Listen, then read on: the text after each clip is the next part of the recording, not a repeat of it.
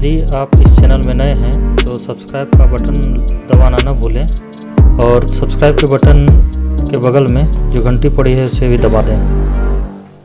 ईश्वर पिता, पुत्र और पवित्र आत्मा के नाम में आमीन। प्रिय भाइयों और बहनों, हम 2022 के लेंट के ऋतु में हम 40 दिनों के अवसर पर हम प्रतिदिन एक ध्यान कर रहे हैं। और ये हम एक लेखक है रिक वॉरेन, उनकी एक किताब है पर्पस ड्रिवन लाइफ। मैं उस किताब से प्रभावित हूँ और इस बार उसी के साथ ये लेंट के 40 दिनों का ध्यान उसी के साथ हम कर रहे हैं। विषय है हमारे जीवन का अभिप्राय क्या है, हम इस संसार में क्यों रखे गए हैं।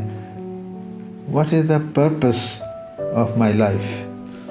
अब तक हमने जिन बातों को देखा है तो वो इस प्रकार थे। हमने अपनी सृष्टि स्वयं नहीं की और जिसके कारण हम अपने आप नहीं बता सकते कि हमारे जीवन का अभिप्राय क्या है। हमारा सृष्टिकर्ता ही हमें बताएगा और उसने बता दिया है, जो कि उसके लिए हमें मैनुअल दिया जो बाइबल है। दूसरी बात हमने देखा था कि हमारा जन्म इस संसार में एक्सीडेंटली नहीं हुआ, अचानक नहीं, परंतु परमेश्वर की इच्छा से प्लान्ड वे में हुआ है और उसी के लिए हुआ है।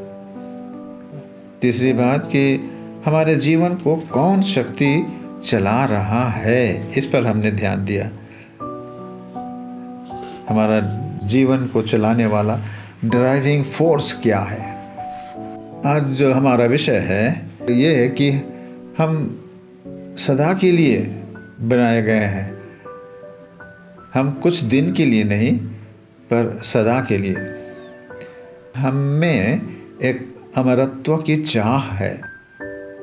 परमेश्वर का अभिप्राय सिर्फ हमारे पार्थिव जीवन तक सीमित नहीं, परंतु इस पार्थिव जीवन के अंत होने पर मृत्यु के उस पार का जीवन में भी है। तो हमारा विषय है आज कि हम सदा के लिए बनाए गए हैं। परमेश्वर ने हमें अपने स्वरूप में बनाया है। वह स्वयं अनंत है और हम में भी वह अनंत का बीज है। इक्लेसियास्टिस 3:11 सबोपदेशक 3:11 में लिखता है कि God has planted eternity in the human heart। परमेश्वर ने मनुष्य के हृदय में अनादि अनंत काल का ज्ञान भरा है। Man was made for immortality, ऐसा तो अब्राहम लिंकन कहता है। Man was made for immortality, अनंत के लिए। हमारा शरीर जो मिट्टी से बना है, मिट्टी में मिल जाएगी, परंतु मनुष्य केवल मिट्टी नहीं परंतु आत्मिक प्राणी है। उसमें परमेश्वर का श्वास है, अतः उसका आत्मा परमेश्वर के पास लौट जाएगी, जो कि सबोपदेशक 12:7 में हम पढ़ते हैं। मिट्टी मिट्टी में मिल जाएगी और आत्मा परमेश्वर के पास लौट जाएगी जिसने उसको दिया था। इस पृथ्वी पर याद रखें कि हमारा जीवन एक तैयारी का टाइम है। एक प्रकार से हम कह सकते हैं ये एक ड्रेस रिहर्सल की तरह है। प्रोग्राम कल परसों है, लेकिन हमको एक रिहर्सल की ज़रूरत है। ये ड्रेस रिहर्सल जबकि हम बिल्कुल ऐसा ही करते हैं जैसा कि हम असली दिन में करेंगे, परंतु ये असली नहीं है कि असल दिन के लिए हम तैयारी करते हैं। रिक भाई का कहना है, life on earth is just the dress rehearsal before the real production. You will spend far more time on the other side of death in eternity. One day your heart will stop beating. हृदय की धड़कन एक दिन अचानक रुक जाएगी और वह हमारे शरीर का, इस पृथ्वी पर का जीवन अंत हो जाएगा, परंतु आपका मेरा अंत नहीं होगा। पार्थिव जीवन अंत होगा, परंतु हमारा जीवन अंत नहीं होता है। हमारा आपका शरीर कुछ ही समय के लिए आत्मा का घर है। ये शरीर जिसमें हम हैं, ये शरीर घर है। बाइबल में लिखा है कि पृथ्वी पर हमारा देह रूपी घर जब धस जाएगा, तब स्वर्ग में परमेश्वर की ओर से हमें एक दूसरा घर मिलेगा, एक भवन प्राप्त होगा जो हाथ का बना हुआ नहीं वरन शाश्वत है, अनंत है। सचमुच हम इस शिविर में कराहते हैं और अपने स्वर्गीय भवन को वस्त्र के सदृश धारण करने के लिए इच्छुक हैं। हम मरना नहीं चाहते। ये 2 कोरिन्थ 5 अध्याय में आप पढ़ सकते हैं इन बातों को, है ना।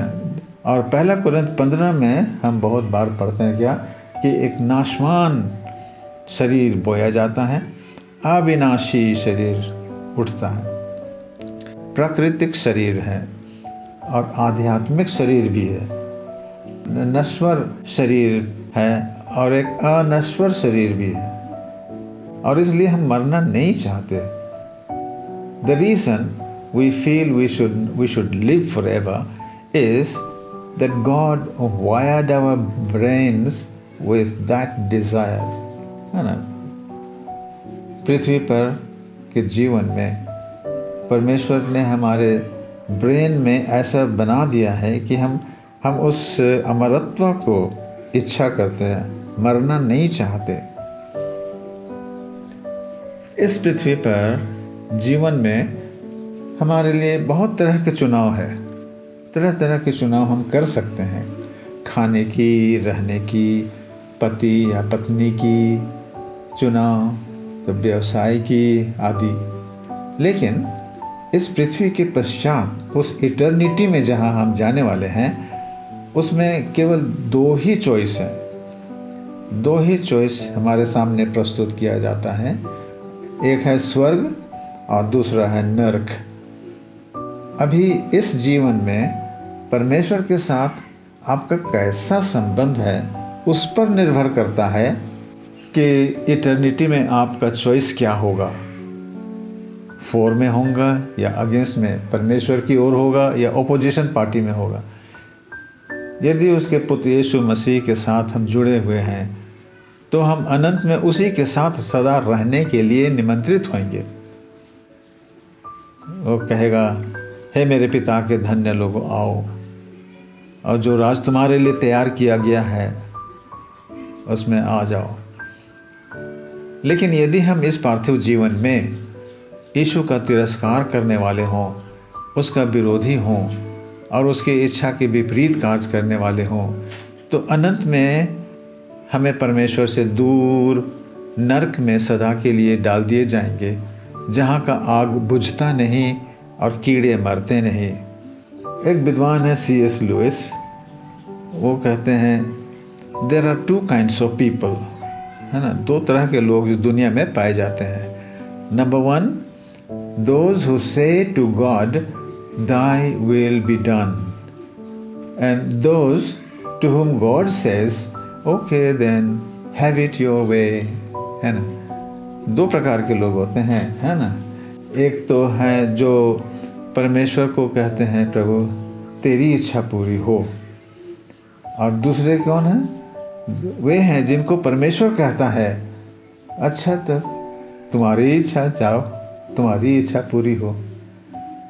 बड़े दुख की बात है कि अधिकांश लोग अनंत में परमेश्वर से दूर ही रहना पसंद करेंगे, क्योंकि इस पृथ्वी पर उनका चॉइस परमेश्वर से दूर रहने की है। ज्योति को त्याग कर अंधकार के कर्मों से जो प्रेम करते हैं, उनके लिए इटर्निटी में परमेश्वर के साथ होना आसान नहीं है ना। सच कहा जाए तो पृथ्वी पर की कोई भाषा उस स्वर्ग का वर्णन, उस देश का, इटर्निटी का वर्णन नहीं कर सकते हैं। हमारा ब्रेन स्वर्ग की बातों को नहीं समझ पाएगा।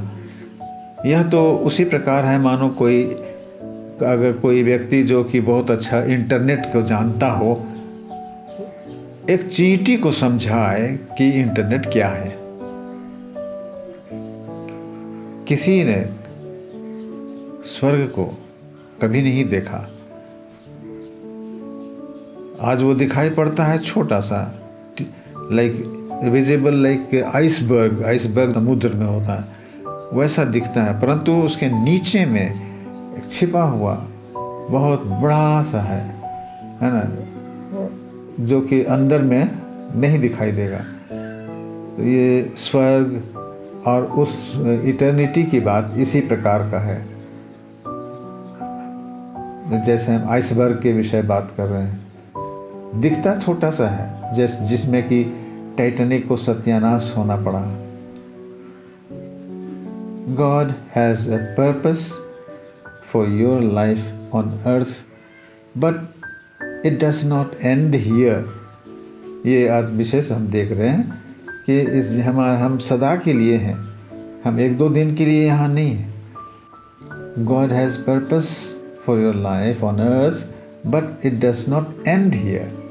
हमारे जीवन के लिए जो पर्पस, जो अभिप्राय, जो लक्ष्य हमारे परमेश्वर ने रखा है वो यहीं समाप्त नहीं होगा, पर मृत्यु के पश्चात अनंत में प्रवेश करेगा। जिस रीति हम माता के गर्भ में 9 महीने जीते हैं, लेकिन उसके बाद वो जीवन का अंत नहीं हो जाता है, पर असली जीवन की तैयारी के लिए है।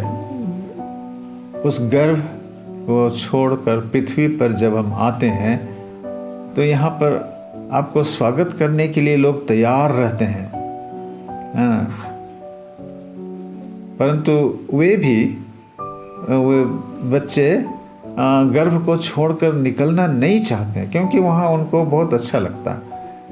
और जब निकलना ही पड़ता है तो रोते हुए उनको आना पड़ता है। उसी रीति से इस पृथ्वी पर का जीवन इसके बाद के जीवन की तैयारी का समय है, जहां हम जाने वाले हैं। यदि आप प्रभु यीशु के द्वारा पिता के साथ ठीक संबंध रखते हैं तो मृत्यु से डरने की ज़रूरत नहीं है। ये अनंत का दरवाज़ा है। It is the door of eternity. It will be the last hour of your time on earth, but it won't be the last of you. मृत्यु अंत नहीं बल्कि अनंत के लिए आपका बर्थडे होगा। Your birthday into eternal life. यहाँ हमारा कोई स्थायी निवास तो नहीं है, जैसे कि इब्रानी 13:14 से 16 में पढ़ते हैं कि यहाँ हमारा कोई स्थायी निवास नहीं है, हम भावी नगर की खोज में हैं, है ना। और कहता है कि 3 बातें करना: स्तुति रूपी बलि, उसके नाम की बड़ाई के कार्य और दान देना। ऐसी बातों से परमेश्वर प्रसन्न होता है। Finally we encourage you to live each day as the first day of the rest of your life in the eternity. Actually, it would be wiser to live each day as if it were the last day of your life. It ought to be the business of every day to prepare for our final day. प्रतिदिन ऐसा जियो मानो यह आपका अंतिम दिन हो। यही वास्तविक अंतिम दिन की तैयारी होगी। आशा है हम इन बातों को अपने जीवन में थोड़ा थोड़ा याद करें और समझने का प्रयत्न करें। प्रभु हमारी सहायता करें। यीशु पिता, पुत्र, पवित्र आत्मा के नाम में आमीन।